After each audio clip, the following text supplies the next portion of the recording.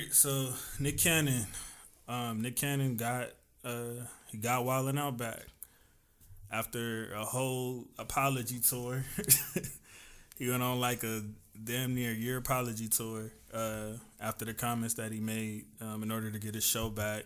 He also got some other people in trouble, NFL players and NBA players and all kind of stuff.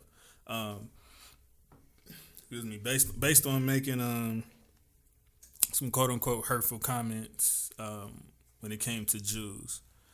So I'm not here to like debate whether they were hurtful or not because that's not my place. I'm not, I guess, quote unquote Jewish, so I can't speak to that through and through. But what I do know is for a certain demographic that's supposed to be oppressed, they were able to slide the rug from under one of the most powerful black men in the entertainment industry. And they hold so many positions of power in the entertainment industry. And I noticed from working in the entertainment industry that a lot of them are Jewish. That's, like the backbone of keeping it going. Even a lot of the stuff regarding black culture. They're like you can find a rich Jewish person somewhere along the line that's really hip hop controlling what's going hip hop, black comedy, whatever. The NBA, NFL, the stuff that we help run. They're able to pull the rug from under you. Just music in general. But then, like, when stuff like this happen, they try to equate it to what our struggle is as African Americans. But again, one of the most powerful men in the music industry, in the entertainment industry, who's provided as many opportunities for black people as I could think of, he just had to go on an apology tour just to get his show back. And even when the black community was willing to ride with him and band behind him, and he still decided that was the route he wanted to go. So I'll start with this, like, because I know there's different ways to fight. So do y'all feel like he should have apologized, or do y'all feel he should have like stood on what he said he believed in and just went for it? Like I said, I love seeing like people stand up, and like I love black men seeing them stand up on like they square and be like, this is what it is, this is what I'm about. I'm not moving, and right. I feel powerfully about this, and so I'm willing to live and die by it. But I understand, like, as a man in his position, I'm not in his position. I can't totally critique everything that he got going on. There's things that he got to consider. There's people that he got to take care of. There's a lot of things in play for him. Right. So he has to move. He has to move how he has to move, and I can't judge him for anything that he did concerning that situation.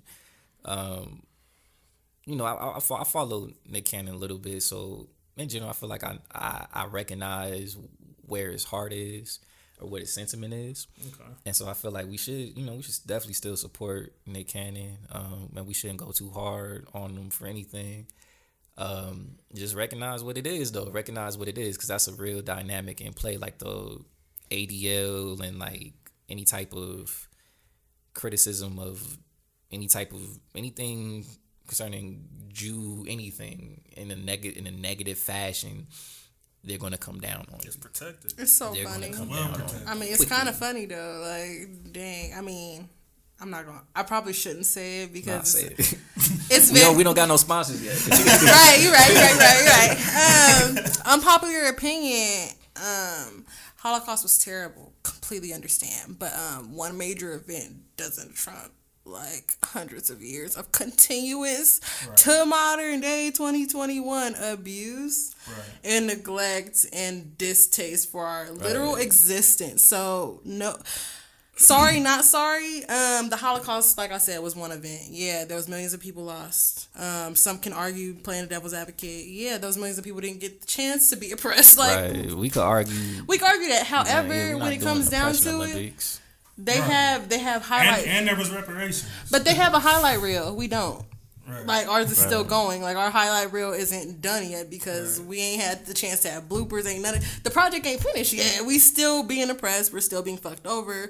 We're still being demonized. So, as far as the Nick Cannon thing, that goes back to the Kamala Harris thing. You gotta do what you gotta do for your role. Appease the people that's controlling your role. He did what he had to do. I don't find him wrong for that. I mean, yeah, I think he has his heart is in the right place. Exactly. Absolutely. Absolutely. I would say that. No, the distinction is that their intentions, absolutely. Right, but the general aspect of what they did is appease who they needed to appease to make sure that they still had their role as is. Yep. For him, he had to do what he had to do. Not only is his longevity and his livelihood in the industry at stake, his money's at stake. He employs scores of people. Right. That their money, that are us, their money's at stake. On top of all of that, when it comes down to it, I'm losing my point because I just got thrown off by that call. We got an edit button. Yeah, I know. But when it comes down to it, I don't feel he's wrong for that. Like I said, he had to do what he had to do, and nobody is in his place. Like he could have gotten. That's what I was gonna say. He could have gotten completely blackballed from the entire industry forever. Yeah. They're powerful, so he did what he had to do to make sure that he still had something that is for the culture and been enriching the culture and entertainment for the culture for years, on top of continuously employing up-and-coming creators, up-and-coming content creators and things like that. The B. Simones, the Pretty V's, the people like that who are up-and-coming on Instagram, just hilarious, DC. Emmanuel Hudson. That's what I'm thinking of. And ultimately, even dating back to like Cat Williams and all of it, or even the people that they feature, like up and coming artists, whether it's a performance, whether it's them getting their chance to play the game, it's still what it is, which is a game show for our culture. We don't got a lot of those. I feel like him and Ice Cube have like produced more opportunities for other black people that's been pivotal to the culture than probably anybody else. Like Absolutely. Or them too, and I would say Damon Wayans as well. But yeah, like I'll put Nick Cannon in that space. Yeah, Nick Absolutely. Cannon's a dude, man, honestly. And it's crazy because like we are not us personally, but people talk about like what he isn't doing or how his certain things have flopped for him or the money he's not making that he could be making. Yeah, people miss that part. But when it comes down to it, it's like with all the failures or failed starts, false starts, or whatever you want to call them, this man has been pivotal for hosting for our community. What he does, like. I understand that he had a few different things on the line, not just Wildin' Out. He had The Masked Singer on the line. He had hosting, I don't even know if America's Got Talent is still up, but he was hosting that for years. Him being a producer for Nickelodeon. Him being a producer, like him being bred and born on Nickelodeon, so to speak. That was what, my man, not to cut you off, but that was the part that really like messed me up. Like, okay, so oppression for y'all, right? But this man has dedicated his whole life to literally building Viacom to what it is. I remember Nick on Nickelodeon, like before I was even like in elementary. Like I've always recalled Nick Cannon being a part of that. And the fact that like another part that was disgusting to me, you mean to tell me this man doesn't own Wildin' Out? Right. That like the only thing that's probably been keeping MTV going for all this time. Like, that's why I was ready to rally behind. Like, oh, so what you need to do to get it? You feel me? So going forward, you can never have nobody pull the rug from under you again and say that you can't do something or you can't have your baby that you created. Right. But I understand like that he had to survive. Absolutely. And when it comes down to it, it's unfortunate that he doesn't have as much pull as he deserves. He should. Exactly. Thank you for pointing as he that deserves, out, sure. Because when it comes down to it, I was watching different, trying to get the feel of the situation from different sources, and there was excellent points made about, like I said, not only the blackballing that could have been done, but Viacom and them is run by Jewish individuals. Right.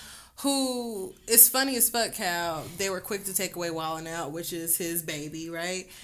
but they were still willing to keep him on The Masked Singer, which once again, that's Fox. So that's somebody else. but yeah, Fox and Viacom were under fire for them, he was under fire from both of them though. Right, he was. So it's like the fact that they chose to keep him from The Masked Singer was simply a money move because they knew that he's good for the job. He's valuable for the job. He's good for the job, and when it comes down to, I think it's an excellent example of how we're going to be used for every great thing and exploited for every great thing we can do until we washed out, but our talents and etc.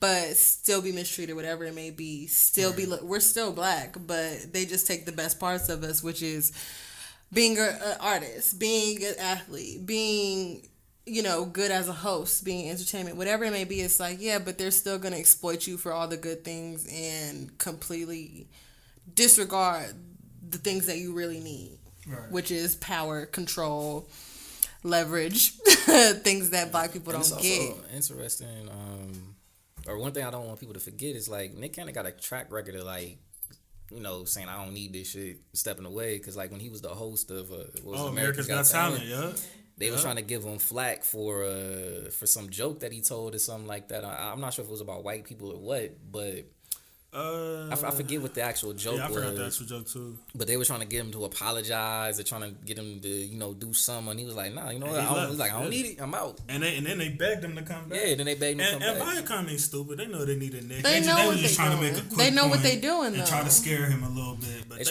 trying to scare him. They're trying to scare us through him. And send a message. Because Nick Cannon, like I said, I view Nick Cannon as a pro-black man.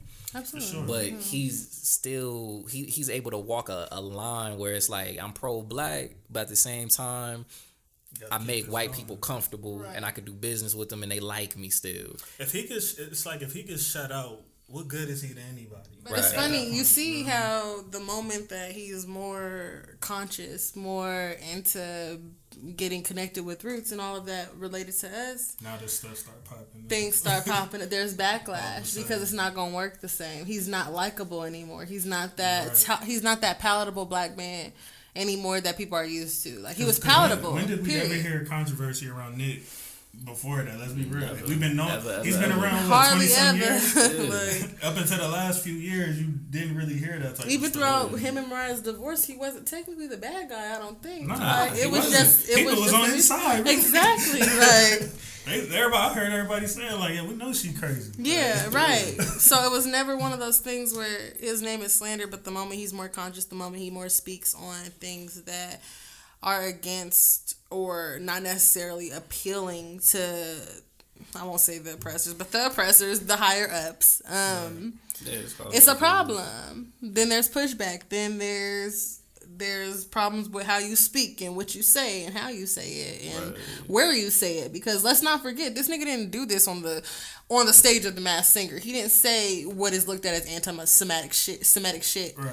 On national TV, he did it on his private platform. And truth be told, it wasn't even that. It wasn't even like what was said wasn't even that bad. It was objective, and then it wasn't even fully him. It was like conversation he was having with Professor Griff, and like I ain't even say nothing.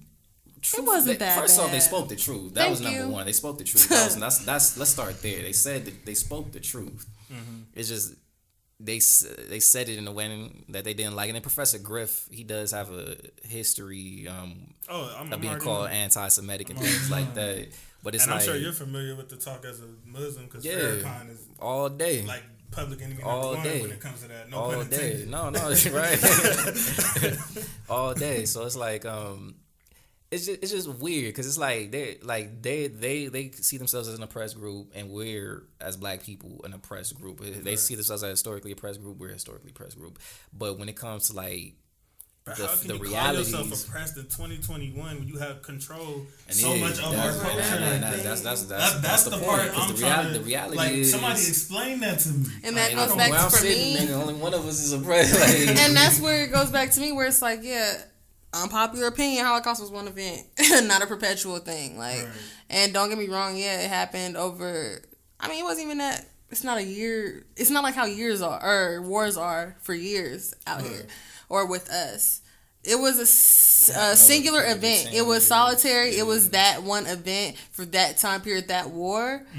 Since then, there ain't been no Holocaust, nothing since. Like, ain't no execution of Jews in any way, shape, or form since. And we still had segregation. And here we are. We had segregation in the 60s. Still in the 60s. We just got rid of it. Our grandparents and parents. Our grandparents dealt with the shit. Our parents got to experience the first mixed schools. My grandpa has a sign that he stole from a bus back in the day where it said like coloreds here or no coloreds here or something like that. That he said he took from a bus when he was a teenager because he knew it would be worth something one day. I could have sworn World War II was done at that point when we was still getting segregated and shit and some more shit. I could have sworn that just because we didn't have African Americans. I'm not saying Africa in general, Africans in general, because African Americans specifically did not have what they would look at as a mass extinction because it's more of a long game for us. And it's not a solitary event. Oh, I was like, oh shit, that's not me. So, is that me? Yeah. 2 phones. Popping. Yeah, it's not a solitary event like I was saying earlier. Like for us, it's perpetual. So, little to no sympathy. I mean, shout out to the Jews or whatever, but